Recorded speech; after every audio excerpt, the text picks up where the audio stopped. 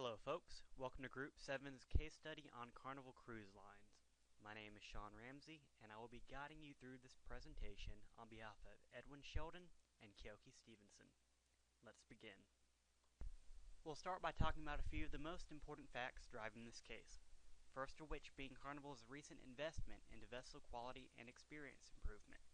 These investments had so far failed to materialize any great change in public perception, and many issues still affected the Carnival cruise quality, such as a slow and chaotic boarding process. Customers also viewed Carnival as a low-end brand only for young couples or first-time cruisers, and anecdotally, many cruisers would boast anything but Carnival to describe their cruise line preference. Carnival's success had come from aggressive marketing and the highly competitive first-time cruiser demographic. Although Carnival had an 89% customer satisfaction, Carnival had trouble courting the generally more profitable repeat cruisers. Carnival had hoped to utilize a 2-year database on customer spending habits to better their business. Carnival had very little focus on repeat business, with only a few pilot programs to encourage consumer loyalty. Most of Carnival's business came from third-party bookings from travel agents, in which the agent would take an approximate 10% cut of the booking. Only 15% of Carnival's business came from direct sales to the consumer, where Carnival was guaranteed accurate user information and data. These important facts led us to develop the 3 key issues you see. 1. How can Carnival leverage its extensive database of customer purchasing habits? 2. How can Carnival increase profitability from bookings? And 3. What steps should Carnival take to improve its image? In our first key issue, how can Carnival leverage its database, 3 distinct courses of action were developed. The first course of action Carnival could pursue would be to directly market to cruisers who were highly profitable and to attract them back for repeat business.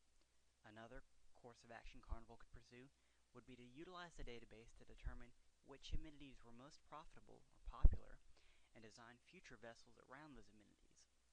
A final course of action would be to sell the information to an information broker or consulting firm. Directly marketing to profitable cruisers would develop repeat business while also denying the cruise industry rivals the highly profitable cruisers. This would greatly tie into Carnival's strategy of profitability by amenities. A disadvantage would be that travel agencies may be upset by the loss of business and the encroachment of Carnival on their business model. However, if Carnival chose to utilize the database to refine future vessel design, it would allow for a strategic move to phase out low-profit, low-volume amenities, and would further help refine the fun ship marketing strategy. On the downside, the cost of such infrastructure is great, and the uncertainties of amenity profitability and amenity popularity would plague this course of action. Lastly, Carnival can choose to sell the data to a third party. This would create a new immediate revenue stream, but it would be at the cost of a public relations issue. After reviewing our options, we chose to recommend a direct marketing course of action, rather than sell the data or solely use it to better our fleet. Carnival is currently the dominant player in the cruise industry, and seeks to improve loyalty and profitability. Using the database to create a loyal, profitable repeat business would allow that. Next, we will move on to the key issue on how to increase profitability from bookings. 2 courses of action will address the profitability from the bookings issue. Course 1, where Carnival creates a better direct sales system to bypass traditional travel agencies, and Course 2, where Carnival acquires a promising travel agency website. If Carnival were to better its direct sales system, the increased direct sales traffic would allow Carnival not only to retain the commission that is common in the indirect travel agency business, but it would also allow Carnival direct and reliable access to consumer data. This would, however, alienate travel agencies, which currently constitute 85% of Carnival bookings, and would require investment in the IT and infrastructure. If Carnival were to acquire a promising travel agency startup, it would also no longer lose the 10% commission on the in-house bookings, but it would also uniquely gain profits from non-Carnival cruises and the non-cruise recreational industry bookings. This would diversify Carnival from a recreation provider to an all-in-one recreation stop. The problems with this vertical acquisition include the legal and social difficulties of acquiring a new company, as well as rolling them into the Carnval family. This would tax Carnval's current mindset, as well as tax many of the travel agencies Carnval currently receives their bookings from. A large capital investment would be needed, as well as significant growth and advancement in the IT areas. After reviewing both options, we recommend a vertical acquisition of a promising web-based travel agency. This would diversify Carnval and draw new talent into the Carnval family. It would also uniquely position Carnval to gain on any missteps or industry changes, and can easily be rolled into a sense and response strategy to better Carnval's negotiating power from the demands of travel agencies and to better its long-term outlook. Another issue that factors into Carnval's long-term outlook is its image. Two courses of action were developed to better the health of Carnval's image. One was to completely improve the quality of cruises offered by extensive spending and infrastructure improvement of the entire fleet. Another was to market or create a market of higher-end Carnval subsidiaries which can be used to lure cruisers to return to. If Carnval was to reposition its entire fleet to the higher end of the contemporary segment, this may lead to an improvement in public perception of Carnval quality, and may keep cruisers who wish to experience higher quality products loyal. The cost of such a fleet-wide maneuver would be vast and time-intensive. It may cause Carnval to lose its niche position as low-cost leader.